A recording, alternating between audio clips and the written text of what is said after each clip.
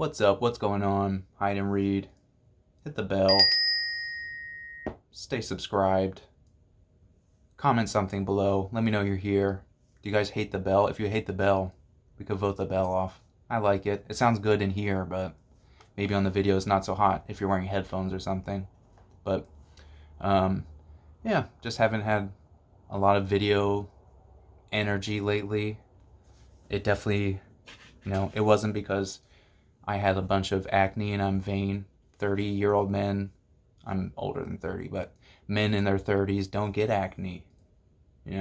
That's not a thing. It never happens.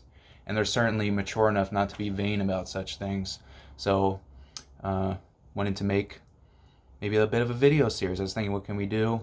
And I feel like there's enough newer subscribers that maybe some of the books that I like talking about, it's getting repetitive for some people, but let's rehash and recycle a little bit, but also add in some new ones. It's a new series. It's the Hidden Library. Hide and read. Let's do it. I'm going to grab some books off the shelves. We'll do 5 at a time. Maybe do this once a week for a while and let me stack up some reviews, get some more reading done. And I got my coffee here.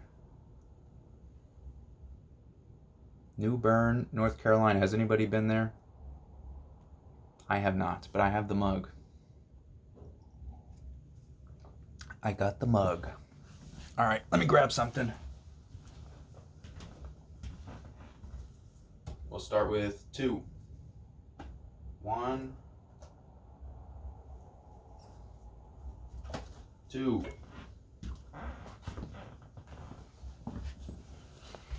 Truthfully, I grabbed 3 books, but 2 of them go together, so.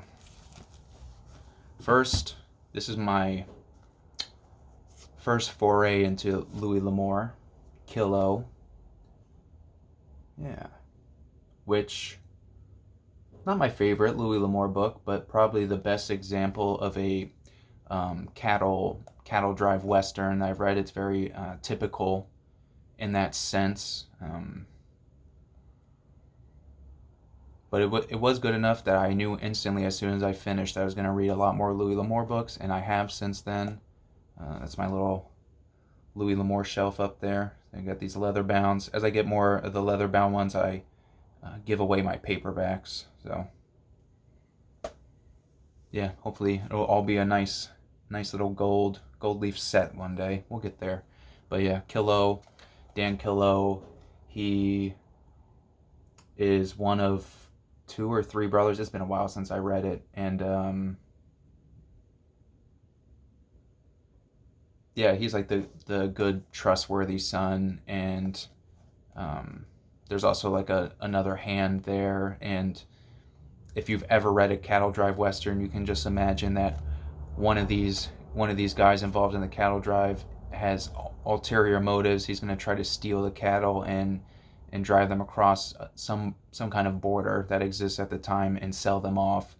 There's going to be lots of dust. There's going to be varied terrain, and the cattle are going to, towards the end of this thing, be dropping like flies, and they got to find water, and yeah, the whole 9. It's all in here.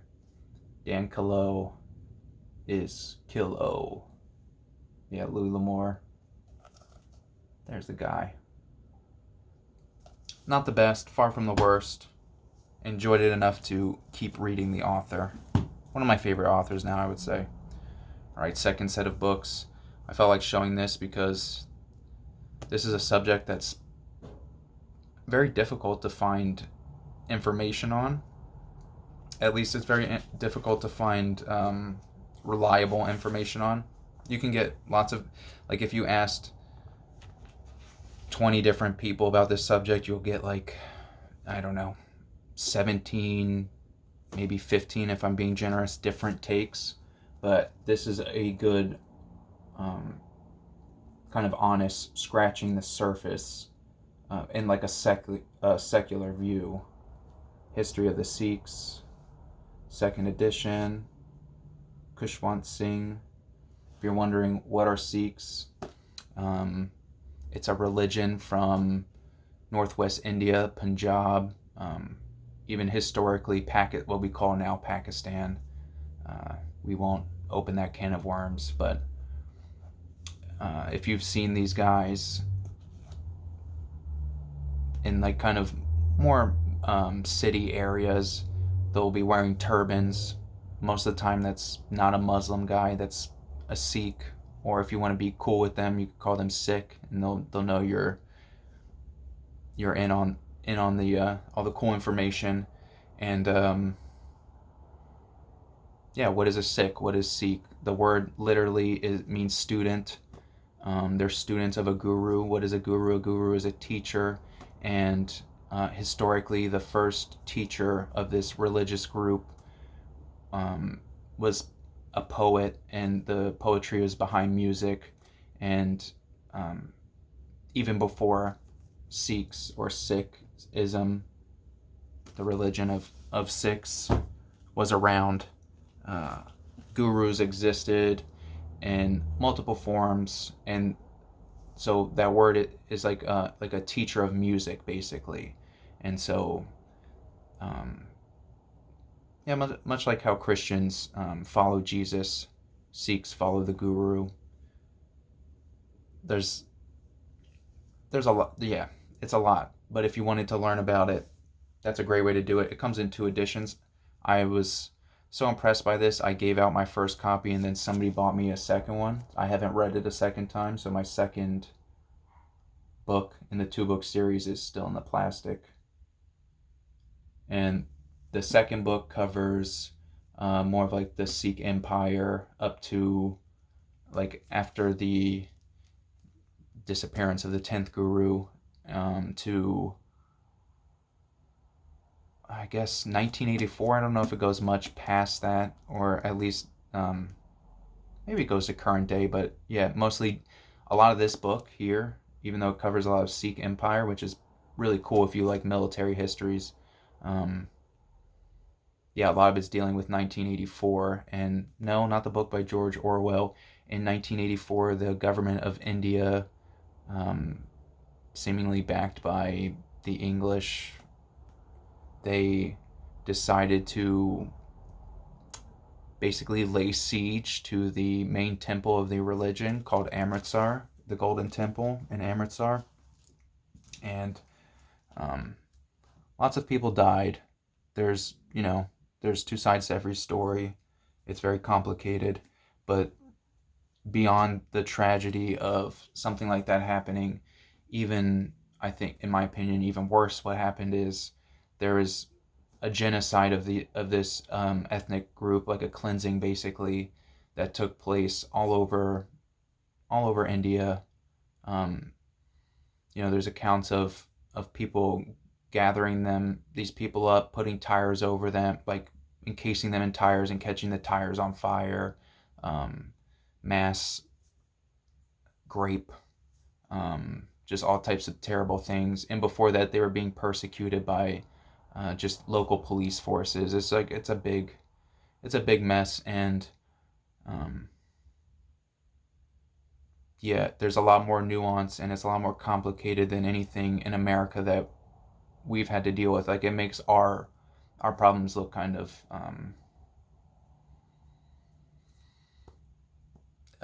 yeah, there's a lot of bad things going on all over the place. I'm not excusing anybody's bad behavior, but yeah, read it, check it out if that sounds interesting to you. And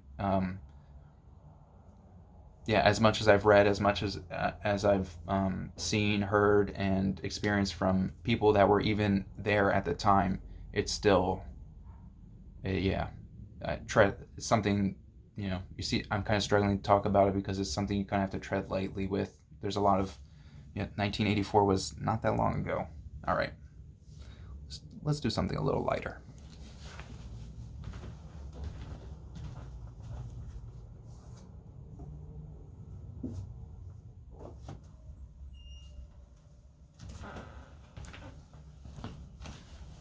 All right, that was 2. Now I got 3 more for you.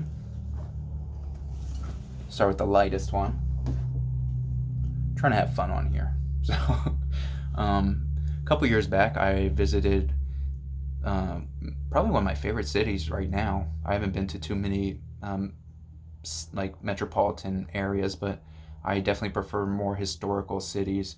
And I went to Savannah, Georgia. I was out there actually training jujitsu for a week. There was an instructor there that I was really keen to learn from, and I trained with them for a week. And there's a lot of good bookstores in the area. And I went to one of the bookstores, and there was a woman there, and we had a really awesome conversation. And her store was actually more like almost like a museum. It was really beautiful. There's lots of beautiful books. Everything was out of my price range, and she didn't cut me a deal on this, but I felt so I don't know. I felt kind of obligated to buy this after the conversation we had, and she also let me handle with, you know, I was nervous to handle a lot of these books, and she was more than happy to take them out of the cases and let me look through them. It's stuff that as many books as I've bought and as much book hunting that I've ever done, I've never seen anything like this. Some of these books before, she had a copy of Alice in Wonderland that was well over $500, and I've never seen, I didn't even know that this book existed. It's like definitely maybe my holy grail of books that I would like to, one day own. If money wasn't an object, I would go and get that book right now. But this is not that. This is a copy of Dorothy and the Wizard of Oz. Frank Baum. I've been reading this book since I was pretty young. And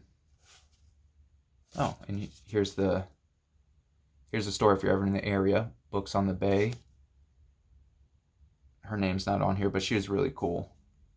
She was really cool and very wise. You could tell that she read a lot, and she was a fan of Wizard of Oz, so it's on there. But that was before I was reading Westerns. She probably had a lot of cool Westerns in there too. But this is, something I could afford. Maybe I paid a couple dollars too much for it, but, and funny enough, almost as soon as I walked out of the store, I dropped the thing on the ground. I dropped it right on the ground as soon as I walked outside like an idiot. But it has cool illustrations in there. Being kind of delicate with it. It's not worth a ton of money, but it has sentimental value to me, and I like it a lot. Dorothy and the Wizard of Oz is book 1 in the series. I don't think I've read too far into the series, to be honest. Maybe just the first 3, maybe even the first 2. There's a nice scarecrow. Yeah, this is pretty cool. Yeah, if I ever have kids, maybe they'll get it. I'll at least read it to them.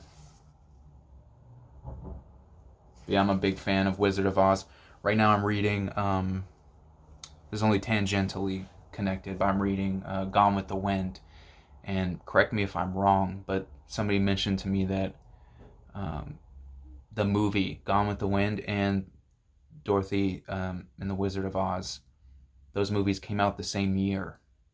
I've never seen Gone with the Wind, the movie, but just that seems kind of crazy to me that both those things, were existing at exactly the same time. I don't know, it just seems, I don't know what seems strange about it, but it just kind of struck me as odd. I don't know. Okay, a little less light.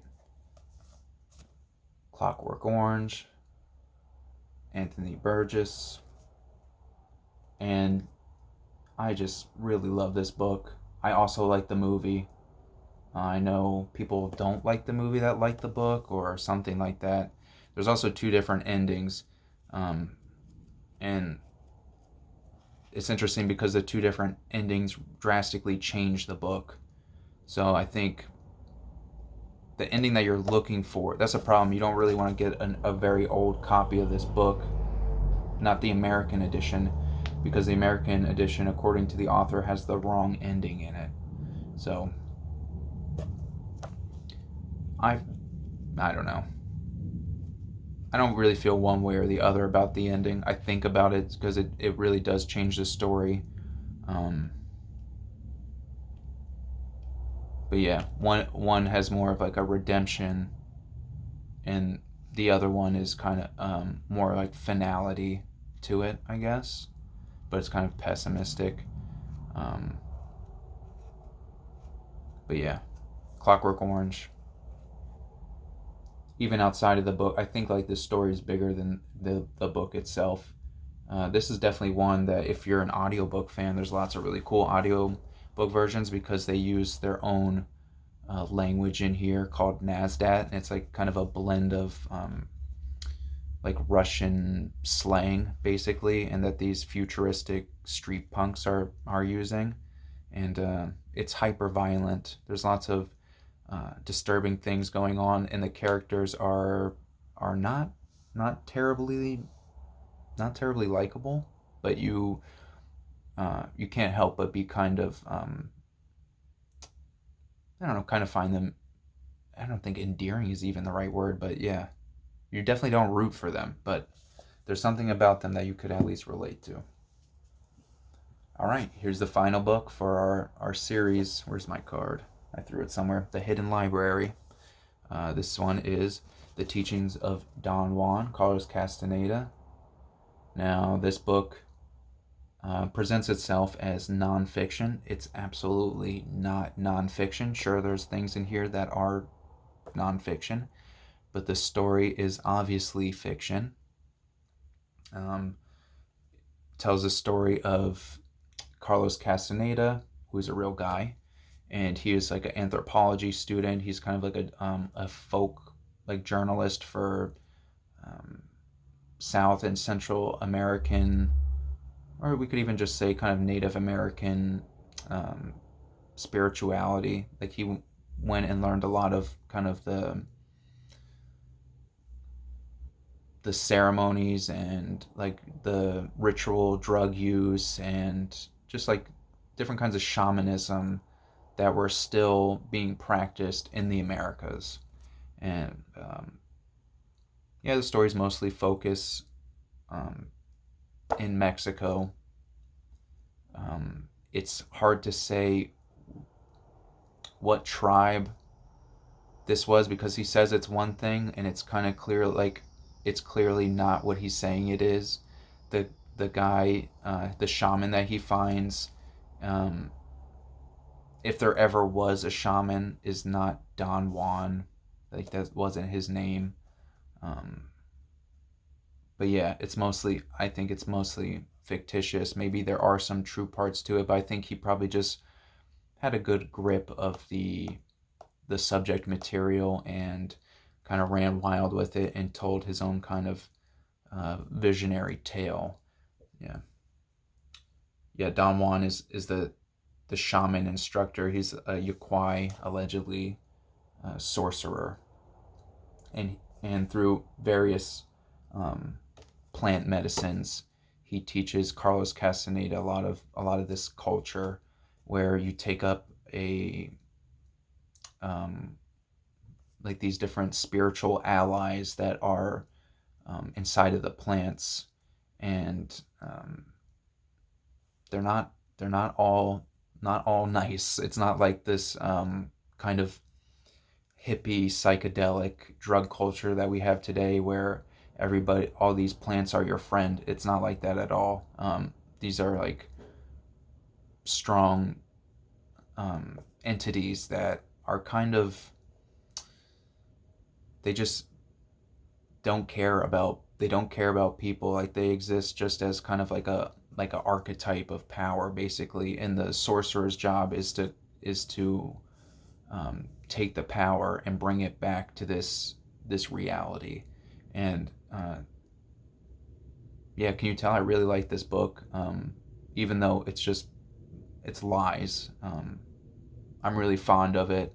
There's other books in the series that I read too. I haven't read all of them. Maybe one day I'll go through and read them all in order, but this is the first one. Teachings of Don Juan, Carlos Castaneda. It's a trip in itself, you know. You don't even have to take any of these substances. It's a trip. Not for everybody, but, and if you look up the recent history of the author Carlos Castaneda, he ended up kind of setting up this kind of like, I don't even know what to call it, like a yogic kind of drug cult that he centered himself around a bunch of women, basically in the Southwest, and seemingly disappeared, and nobody knows what happened to these women or him. They kind of just like wandered off. And there's all different kinds of theories and conspiracies, and yeah, this is just very interesting. And you'll learn all about Mescalito is probably the most endearing character in the book, and he's one of these entities that the shamans try to ingratiate themselves to varied results. It's funny too. It's fun. It's a fun book to read, if that's your kind of thing. But yeah, this was fun too. Hopefully, I'll do another one. And yeah, until next time, find somewhere to hide, find something to read. Peace.